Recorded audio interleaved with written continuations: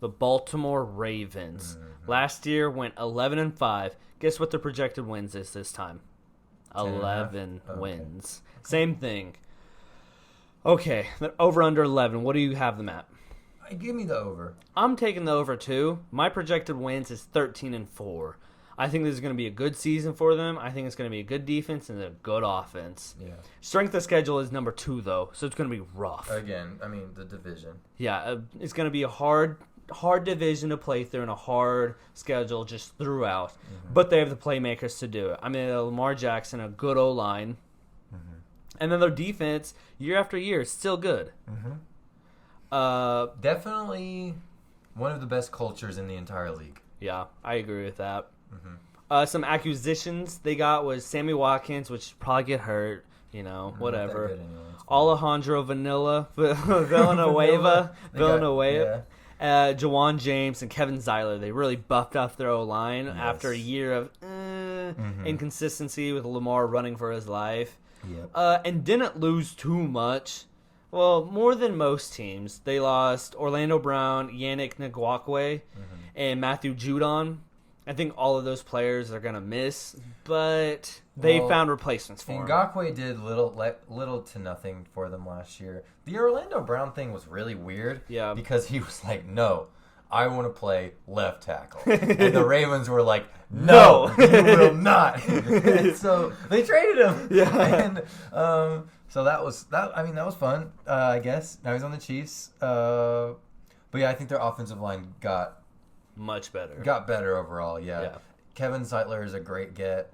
Ronnie Stanley, who's fantastic, is going to be back fully this year. Yeah. So I think that they're going to look a lot closer to 2 years ago than they did last year, where they were just gashing teams every single week with their running attack between Lamar and their running backs. Yeah, probably the most run-heavy team in the league from every aspect you look at. They have J.K. Dobbins, a great running back. Gus Edwards, kind of a vulture for fantasy owners, Yeah. And then Lamar Jackson, obviously the best running quarterback in the league right now. Yeah. And Lamar Jackson, people talk about, he runs a lot. Is he going to get hurt? He's kind of skinny, RG3, blah, blah, blah.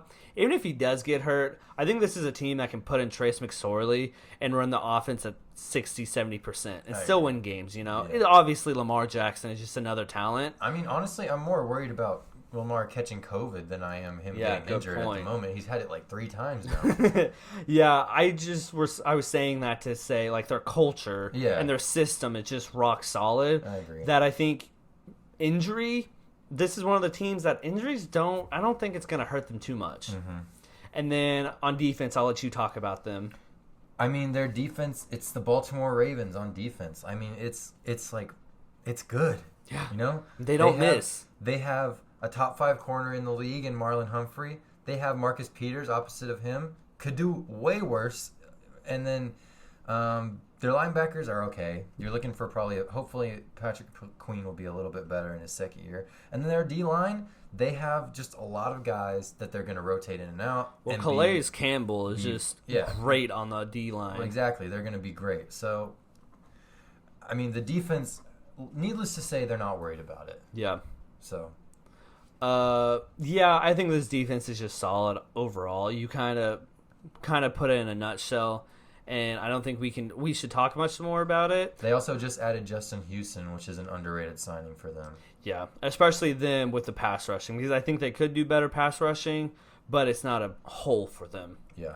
I want to jump back to the offense because we didn't talk about the wide receivers and how brutal it is right now. Yeah. Hollywood is hurt right now. So Rashad Bateman just got hurt. And then their other receiver, Sammy Watkins, is bound to get hurt eventually. Yeah.